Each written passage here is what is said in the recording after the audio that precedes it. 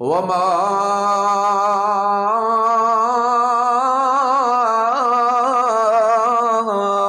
امروا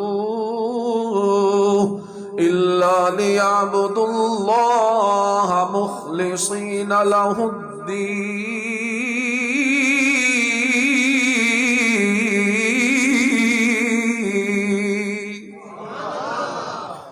حکم یہی دیا گیا ہے ہمیں کہ ہم عمل کریں خالص اسی کے لیے، نہ اس میں چھوٹا شرک آئے نہ بڑا شرک آئے. چھوٹا شرک یہی ریاکاری. مشہور حدیث ہے، کئی دفعہ سنا چکا ہوں. سیدنا ابو ہریرہ رضی اللہ تعالی عنہ اس کے راوی ہیں کہ اللہ قیامت والے دن حساب کتاب کے شروع کرنے سے پہلے 3 طرح کے لوگوں کو پہلے نکالے گا کہ باقی مخلوق کا حساب کتاب میں بعد میں کروں گا، پہلے میں تم سے نمٹنا چاہتا ہوں. یہ کون ہوں گے؟ سب سے پہلے شہید، نمبر 2 سخی، نمبر 3 عالم. حالانکہ یہ تینوں بہت بڑے رتبے کے کام ہیں. شہید ہو جانا اللہ کے دربار میں سیدھا جنت جانے والا عمل ہے. سخاوت کرنا بڑا اونچے درجے کا عمل ہے. سخاوت کرنا بڑا اونچے درجے کا عمل ہے، بڑا اونچے درجے کا عمل ہے. اور علم دین کا پڑھ کر لوگوں کو سکھانا سمجھانا تو ان سب سے اونچا عمل ہے. لیکن اللہ انہیں پہلے نکال کے کہے گا بتاؤ بھائی میرے لیے کیا کر کے آیا ہوں. شہید کہے گا جان دے کے آیا ہوں. سخی کہے گا مال دے کے آیا ہوں. عالم کہے گا کہ تیرا دین دنیا میں پھیلا کے آیا ہوں. اللہ فرمائیں گے تم سارے جھوٹ بولتے ہو، تم نے میری رضا کے لیے کوئی نہیں کیے عمل. شہید نے شہادت اس لیے پائی کہ دنیا واہ واہ کرے گی اور میں بہادر مشہور ہو جاؤں گا. سخی نے اس لیے اپنا مال دنیا میں خرچ کیا تاکہ دنیا مجھے بڑا سخی کہتی پھرے گی، دنیا کے اندر میری بڑی شہرت اور میری عزت ہو جائے گی. اور عالم نے اس لیے دنیا میں دین پھیلایا، دین کا کام کیا، مسئلے بتائے، لوگوں کو واضح و نصیحت کیا تاکہ دنیا میرے نعرے لگائے گی یا دنیا سے کسی مفاد کا طلبگار ہے. لہذا جب تم نے میرے لیے کیے ہی نہیں تو میں تمہیں کوئی بدلہ بھی دے نہیں سکتا. اس لیے فرشتوں جلدی کرو ان تینوں قسم کے گروہ والے بندوں کو پکڑ کر سب سے پہلے جہنم کے اندر جھونک دو، جس طرح تنکے کو آگ میں جھونک دیا جاتا ہے. ہم ان کی بالکل کوئی پرواہ نہیں کریں گے. ساری کائنات کا حساب کتاب اللہ بعد میں شروع کرے گا. اندازہ لگائیے یہ ریاکاری والا عمل کتنا برا گناہ ہے، کتنا برا عمل ہے. ساری کائنات کا حساب کتاب جزا و سزا اللہ بعد میں کرے گا اور اللہ ان لوگوں سے پہلے نمٹے گا. اجی میں کسی تے زیادہ کاوڑ ہوئے تے بندہ کہ تو تا اور آنا ایک باری تیرے نال تا میں ہنے مکاں. یہ وہی بات ہے. باقی سب کو تو میں دیکھتا ہوں نا، تم تو پہلے آؤ نا. تو کوئی عمل کبھی نہ کیجئے کسی کی دکھلاوے کے. یہ کھا جاتا ہے تمہارے عمل کو، ضائع کر دیتا ہے. یاد رکھو گے پہلی چیز کیا ہے؟ اخلاص ہونا چاہیے. اور اس کی جو ضد ہے، اپوزٹ ہے مقابلے میں، ریاکاری، وہ نہیں ہونی چاہیے. یاد ہو گیا پہلا پوائنٹ. دوسرا، اللہ جس طرح یہ چھوٹا شرک نہیں ہونا چاہیے اسی طرح بڑا شرک بھی نہیں ہونا چاہیے. ما امروا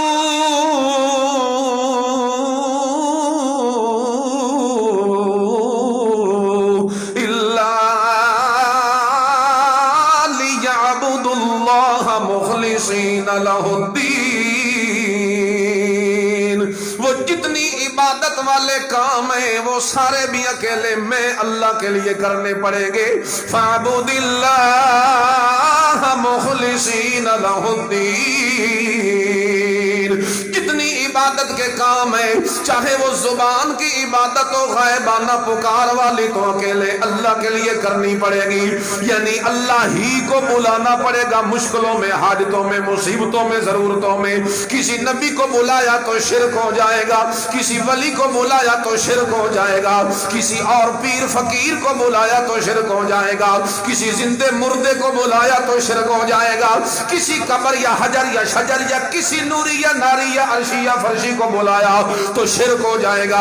اس لیے اپنے عمل بعد میں کیجئے، پہلے اخلاص بھی پیدا کیجئے، یعنی چھوٹے شرک سے بھی اپنی جان چھڑائیے اور بڑے شرک سے بھی اپنی جان چھڑائیے، اس لیے کہ یہ بڑا شرک اتنا بڑا جرم ہے اور اتنا بڑا گناہ ہے۔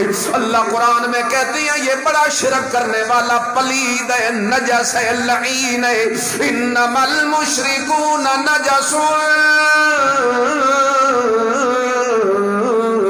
فلا يقربوا المسجد الحرام بعد عامهم هذا۔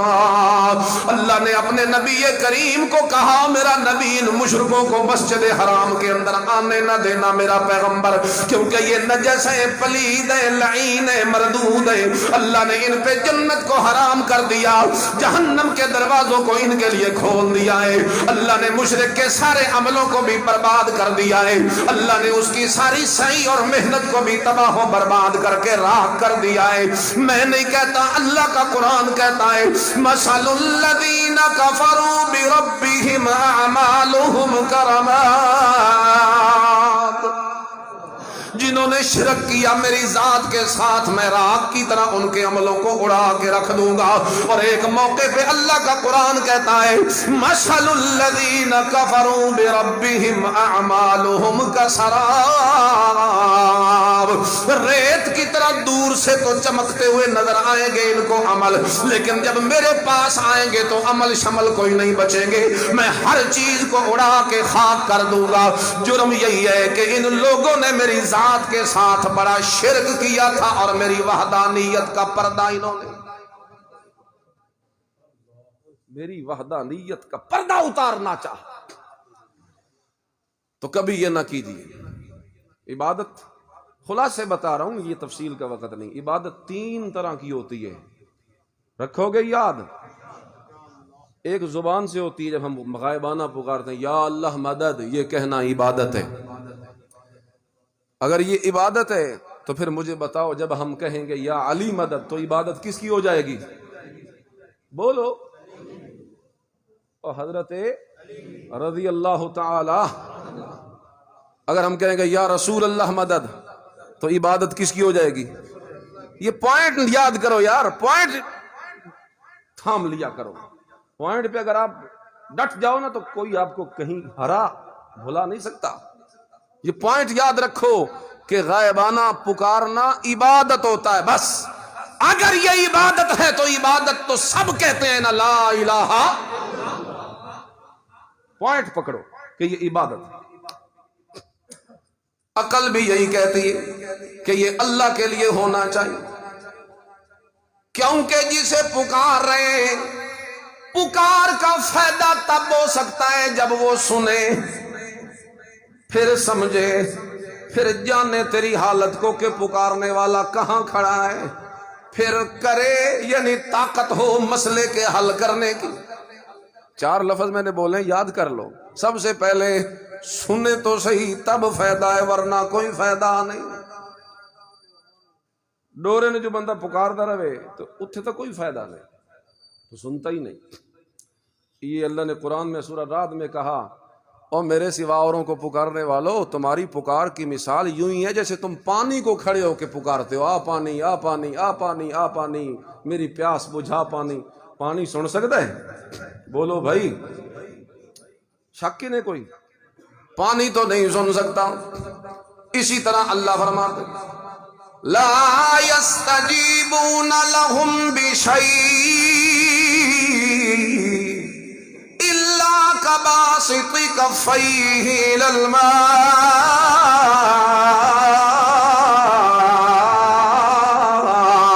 ليبلغ فاه وما هو ببالغه وما دعاء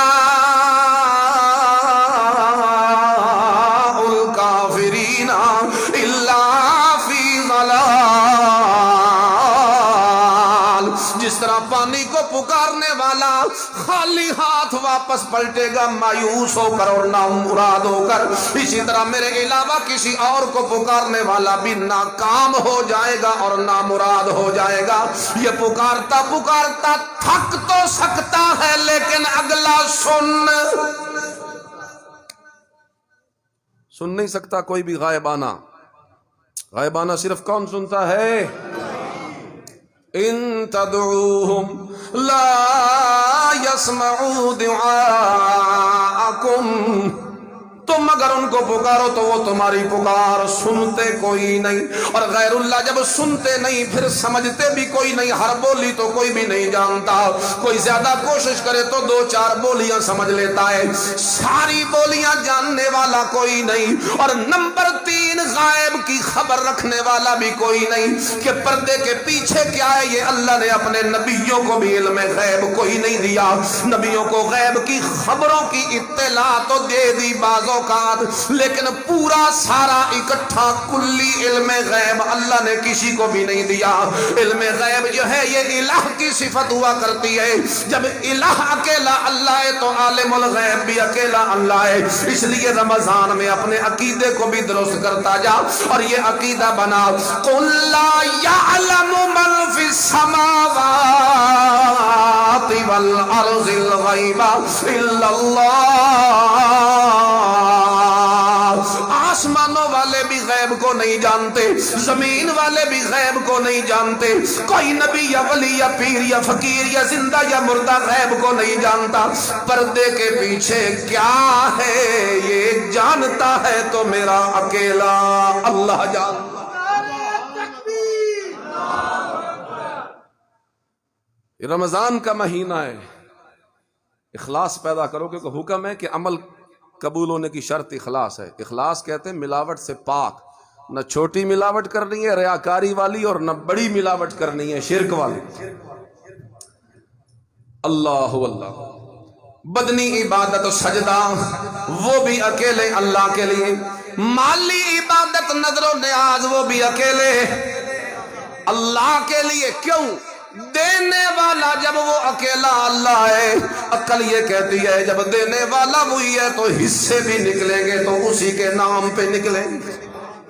عقل یوں ہی کہتی ہے اگر دیا اس نے ہے تو حصہ بھی اسی کا بنتا ہے۔ اللہ اللہ۔ اب سنیے ذرا، یہ جو شرک ہے یہ آتا کیسے ہماری زندگیوں میں؟ ادھر دیکھیے میری طرف، 4 انگلیاں میری دیکھیے۔ سب سے پہلے یہ عقیدہ آتا ہے کہ اللہ کے سوا اور جو ہیں وہ بھی عالم الغیب ہیں۔ شرک فی العلم، پہلے اللہ کے علم میں جب بندہ کسی کو شریک کرتا ہے نا تو یہ شرک کا آغاز ہو جاتا ہے، کیونکہ پردے کے پیچھے جان لینا یہ اللہ کی صفت ہے، اور آپ نے اگر اس میں شریک کر دیا کسی اور کو، شرک کا بوٹا لگنا شروع ہو گیا۔ نمبر 2، شرک فی التصرف، یعنی اللہ کے اختیار میں کسی اور کو شریک کرنا۔ یہ 2 بنیادیں یاد رکھیے، علم میں شریک کرنا اور اس کے اختیار میں شریک کرنا۔ لوگ کہتے نہیں کہ فلانے حضرت بیٹا دے دیتے ہیں، فلانے حضرت جو ہے وہ بیڑے پار لگا دیتے ہیں، فلانے حضرت جو ہے وہ شفا دے دیتے ہیں، فلانے دربار مدار پہ سانپ کے زہر کا اثر ختم ہو جاتا ہے، فلانے دربار پہ جائیں تو ہمارا یہ کام ہو جاتا ہے، فلانا وہ کام کر دیتا ہے۔ تو یہ اختیار ہے نا، یہ کس کے پاس ہے؟ صرف میرا وخرا اپنا مسئلہ نہیں، ہر بندہ آپ میں سے آیت وہ یاد ہے ہر بندے کو، قل اللہم مالک الملک تؤتی الملک من تشاء وتنزع الملک ممن تشاء وتعز من تشاء وتذل۔ ادھر کے معنی یہی معنی کہ سارے اختیار کس کے ہیں، جسے چاہے عزت دے جسے چاہے ذلیل کرے، سب اختیارات کا مالک اکیلا اللہ۔ یہ 2 پوائنٹ یاد رکھو، نہ اس کے علم میں کسی کو شریک کرنا ہے نہ اس کے اختیار میں۔ اچھا جب یہ 2 ہو جاتے ہیں شریک، شرک فی العلم اور شرک فی التصرف، اب شیطان کہتا ہے بھائی ٹھیک ہے جدوں وہ جاندے بھی ہیں تیری پکار تے وت انہاں نوں کرن دی طاقت بھی ہے تے ہن بسم اللہ پڑھنا، شرک فی الدعا، اب دعا کرنا ان کے آگے، اب پکارنا ان کو، میرا مسئلہ حل کر دو، میرا یہ کام کر دو۔ یعنی پکار یہ تیسرے نمبر پہ جا کے آتی ہے، اس سے پہلے یہ دو شرک بندے کے عقیدے کو خراب کرتے ہیں۔ اگر ان دو عقیدوں پہ پہرا دیا جائے، شرک فی الدعا کبھی نہیں ہو سکتا، غیر اللہ کی پکار کبھی نہیں۔ اچھا جب پکار کر لیتا ہے بس پھر تو جھاکا لے گیا، اب شرک فی العبادت، اب صرف پکار پہ ہی نہیں رہتا، اب سجدے بھی کرتا ہے، اب ان کی نظریں نیازیں بھی دیتا ہے، اب سارے عبادت والے کام ان کے لیے کرنا شروع ہو جاتا ہے۔ بتاؤ بنیاد کہاں سے لگی تھی؟ شرک فی العلم، زور سے بولو، شرک فی العلم اور شرک فی التصرف، یعنی اللہ کے علم میں کسی کو شریک کرنا اور اللہ کے اختیار میں کسی کو شریک کرنا۔ انہی دو چیزوں کو بنیاد بنا کر لوگ غیر اللہ کو پکارتے ہیں۔ اس لیے اللہ کا قرآن 80% قرآن کے اندر جس شرک کی نفی کرتا ہے وہ یہی شرک، عقیدے والا شرک۔ ورنہ جو شرک فعلی ہے نا، یعنی جو لوگ شرک والے کام کرتے ہیں، ان پہ قرآن نے بہت تھوڑی بحث کی ہے، بہت کم۔ قرآن کا سارا موضوع جو ہے وہ شرک اعتقادی ہے، کہ لوگوں کے عقائد درست ہو جائیں، عقائد درست ہو جائیں، کیونکہ جب عقیدہ ٹھیک ہوگا تو شرک کرے گا کون؟ اس لیے عقیدے پہ محنت۔ تیسری